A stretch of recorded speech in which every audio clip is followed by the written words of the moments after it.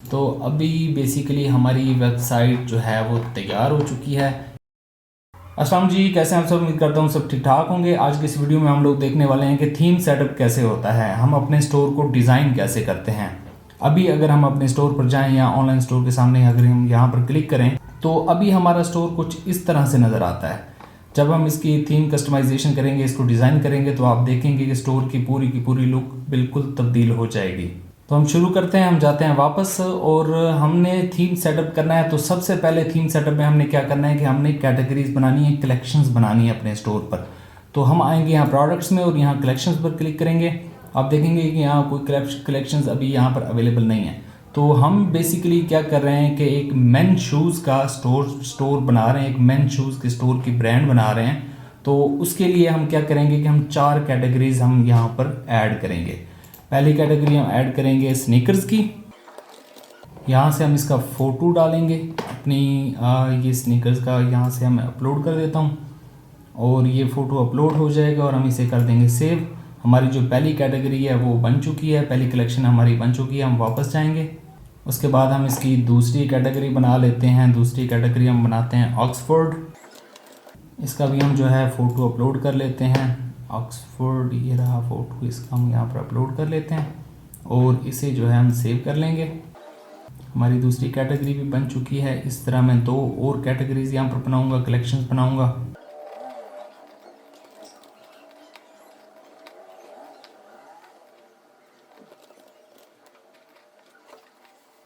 लीजिए, हमारी 4 categories, 4 collections जो हैं वो बन चुकी हैं। आप अपने स्टोर के हिसाब से जितनी चाहें कलेक्शंस बना सकते हैं। बेसिकली मैं आपको सिखाने के लिए ये 4 कलेक्शंस यहाँ पर बना रहा हूँ। हमारा जो है वो जेंट्स का जूतों का स्टोर हम बनाने लगे हैं, तो उसके लिए मैंने 4 कलेक्शंस बनाई हैं। सैंडल्स, स्पोर्ट्स, ऑक्सफोर्ड भी एक जो है शूज़ की टाइप होती है, और इस तरह स्नीकर्स। तो ये 4 कलेक्शंस मैंने बनाई हैं, हमारी कलेक्शंस बन चुकी हैं। अब हम जाएंगे थीम कस्टमाइजेशन की तरफ। आपने आना है यहाँ ऑनलाइन स्टोर पर और यहाँ पर अगर आप देखें, ये हमारी जो करंट थीम है वो है डॉन थीम, जो बाय डिफ़ॉल्ट यहाँ पर इंस्टॉल्ड है। और अगर हम नीचे देखें तो ये वो सारी थीम्स हैं जो कि हम जो अपने स्टोर पर इस्तेमाल कर सकते हैं। और यहाँ पर अगर विज़िट थीम स्टोर करें तो ये शॉपिफाई का थीम स्टोर है, जहाँ से आप थीम्स जो है वो ख़रीद भी सकते हैं। और यहाँ पर अगर आप देखें तो आपको 2 फ़िल्टर नज़र आते हैं, एक फ्री का और एक पेड का। पेड थीम जो है वो 165 हैं और फ्री थीम्स जो हैं वो हैं 12 ऐसी थीम्स हैं जो कि आप बिल्कुल फ्री में यूज़ कर सकते हैं। इनमें जो सबसे ज़्यादा इस्तेमाल होती हैं वो फ्री थीम्स होती हैं। हम फ्री का अगर क्लिक करें फ्री पर, तो आप देखेंगे कि ये सारी फ्री थीम्स हैं जो कि हम अपने स्टोर पर इस्तेमाल कर सकते हैं। तो इनमें सबसे ज़्यादा जो फेमस है, जो इस्तेमाल होती है, वो है ये डॉन थीम। तो हम भी इसे ही इस्तेमाल करेंगे जो कि ऑलरेडी हमारे स्टोर पर इंस्टॉल्ड है। अगर आप यहाँ पर देखें, ये देखें डॉन थीम ऑलरेडी जो है वो इंस्टॉल्ड है। तो हम इसे क्या करेंगे, हम इसे करेंगे कस्टमाइज़। हम यहाँ कस्टमाइज़ पर क्लिक करेंगे तो हम आ जाएंगे कस्टमाइजेशन पैनल में। ये आपका लाइव व्यू है जो आपको यहाँ पर नज़र आ रहा है। ये बेसिकली जो आप यहाँ पर एडिट करेंगे, ये लाइव आपको नज़र आता रहेगा कि कहाँ कैसे एडिटिंग हो रही है। यहाँ जो सबसे पहली चीज़ है वो है हेडर। हेडर बेसिकली क्या होता है, टॉप सेक्शन जो होता है आपकी वेबसाइट का, उसे हम हेडर कहते होते हैं। उसके बाद जो है हमारे पास है टेम्पलेट बेसिकली ये सारी बॉडी होती है जिसमें काफ़ी सारी चीज़ें होती हैं, कलेक्शंस होती हैं, प्रोडक्ट्स होती हैं और भी काफ़ी सारे फीचर्स होते हैं। इस पूरी बॉडी को हम जो है टेम्पलेट कहते हैं। उसके बाद अगर हम नीचे आएँ, यहाँ पर हमें मिलता है फुटर होता है बेसिकली एंड सेक्शन जो होता है आपकी वेबसाइट का, उसे हम फुटर कहते हैं। ये सारा सेक्शन आपका फुटर का सेक्शन है। तो सबसे पहला काम हम क्या करेंगे कि हमने अपनी वेबसाइट का यहाँ पर लोगो अपलोड करना है। तो हम जाएंगे यहाँ थीम सेटिंग में, यहाँ लोगो में, और यहाँ सिलेक्ट इमेज पर क्लिक करेंगे और यहाँ अपलोड इमेज पर क्लिक करेंगे। यहाँ से जो है हम अपनी वेबसाइट का लोगो अपलोड कर देंगे। मैं एक छोटा सा लोगो बनाया है, वो लोगो हम यहाँ पर अपलोड कर देंगे। डन पर क्लिक करेंगे और ये जो लोगो है हमारा यहाँ पर आप देखें नज़र आना शुरू हो जाएगा। हम इसे थोड़ा सा बड़ा कर देते हैं, मैं इसे 200 तक कर देता हूँ। अब ये लोगो जो है आप देखें तो हमें साइड पर नज़र आ रहा है। हम इसे क्या करते हैं कि इसे सेंटर में कर लेते हैं। उसके लिए क्या करेंगे, हम वापस जाएंगे यहाँ पर होम पेज पर, और यहाँ पर जो है हमने हेडर में आना है। यहाँ पर आप देखें तो डेस्कटॉप लोगो पोजीशन जो है वो मिडल लेफ़्ट है। तो हम क्या करेंगे, इसे मिडल सेंटर कर देंगे। तो ये हमारा लोगो जो है बिल्कुल सेंटर में आ जाएगा। उसके बाद हम चाहते हैं कि इस हेडर का जो कलर है वो भी हम चेंज करें। तो यहाँ पर जो है कलर स्कीम है, तो हम क्या करेंगे, इसको करेंगे हम कलर स्कीम 4, इसको कर देते हैं हम ब्लैक।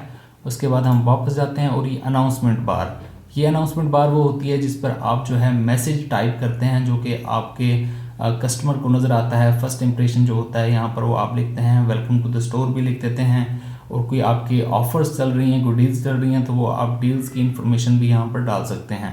तो हम क्या करते हैं, अनाउंसमेंट बार खोलते हैं और इसकी कलर स्कीम भी तब्दील कर देते हैं, इसे भी हम ब्लैक कर देते हैं। उसके बाद हम वापस जाते हैं। आपने यहाँ पर एक चीज़ का ख्याल रखना है कि यहाँ पर जो भी आप एडिटिंग करें ना, उसे आप साथ साथ सेव करते जाएं, नहीं तो आपकी जो है एडिटिंग जितनी भी होगी वो सेव नहीं होगी।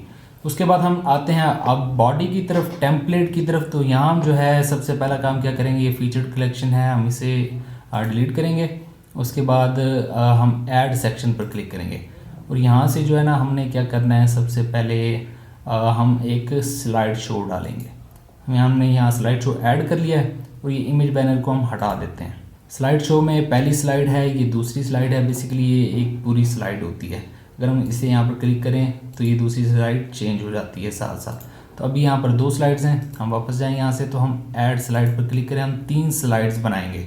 तो अभी हम स्लाइड शो पर क्लिक करते हैं और यहाँ पर अभी स्लाइड शो की आप सारी सेटिंग्स देख सकते हैं, इनमें से आप कुछ चेंज करना चाहें तो वो भी कर सकते हैं। सपोज़ हम यहाँ ऑटो रोटेट पर क्लिक कर देते हैं, हर 3 सेकंड बाद अब जो है हमारी स्लाइड खुद ब खुद चेंज होती रहेगी।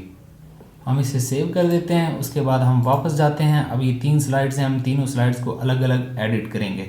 हम पहली स्लाइड खोलते हैं, यहाँ पर सबसे पहले हम जो है अपनी स्लाइड की इमेज डालेंगे। यहाँ पर मैंने ऑलरेडी स्लाइड की इमेजेस बना कर रखी हुई हैं, तो सबसे पहले ये वाली इमेज डाल लेते हैं हम लोग और इसे कर देते हैं डन। और उसके बाद जो है ये एक बॉक्स और इसके अंदर मैसेज और ये बटन जो शो हो रहा है, हम चाहते हैं कि इसे हटा दें। तो हम क्या करेंगे, इसे यहाँ से हटा देंगे। उसके बाद इसे यहाँ से भी हटा देंगे, बटन लेबल भी हटा देंगे और उसके बाद हम शो कंटेनर, ये वाला कंटेनर जो है इसे भी हम हटा देंगे।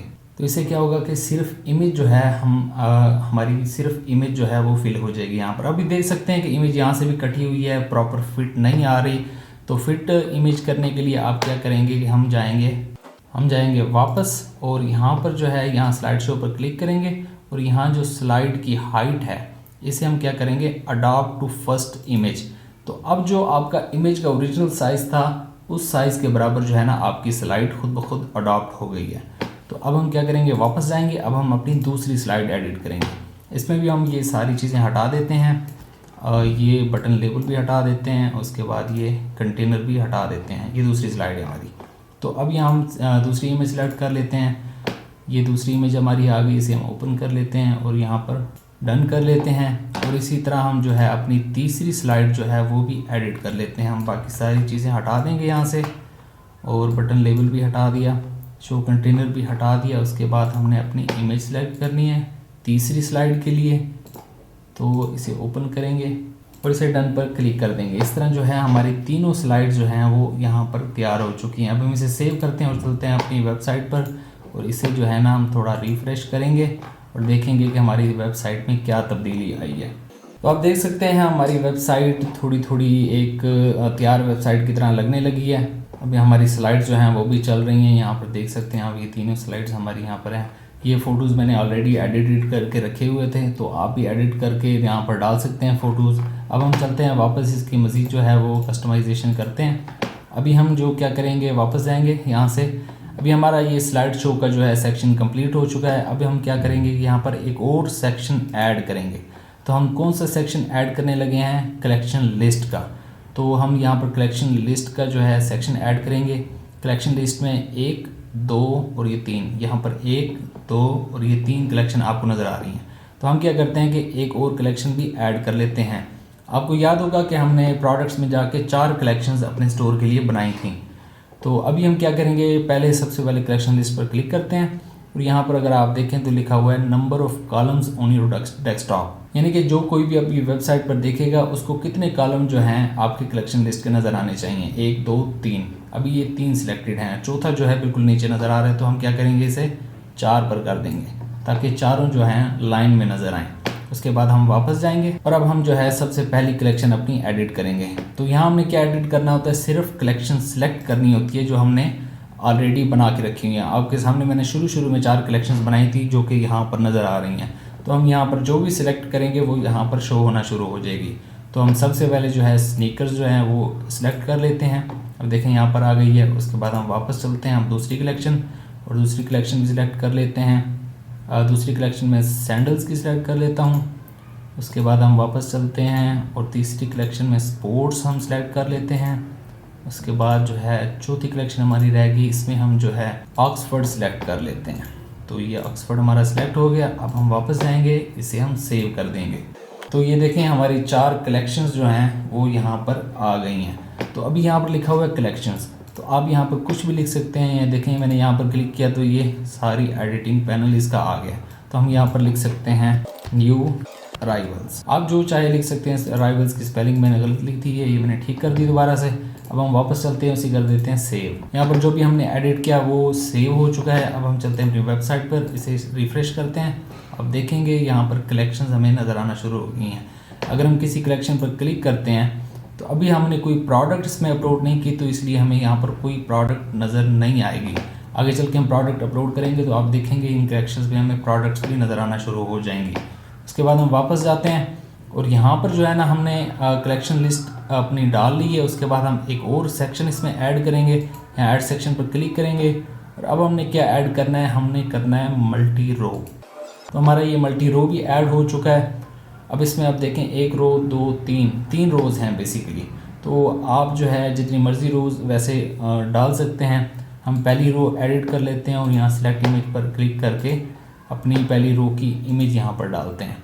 तो यहाँ मैंने ऑलरेडी इमेजेस बना के रखी हुई हैं ये मल्टी रोज़, और यहाँ पर मैं पहले 3 जो है फ़ोटोज़ यहाँ पर अपलोड कर लेता हूँ। अब मैं यहाँ से जो है पहला फ़ोटो सिलेक्ट करूँगा और इसे डन कर दूँगा। यहाँ जो है पहली रो में मेरा पहला फ़ोटो आ गया। उसके बाद मेरी दूसरी रो है, यहाँ पर सिलेक्ट इमेज और यहाँ पर ये वाला सिलेक्ट कर लेते हैं।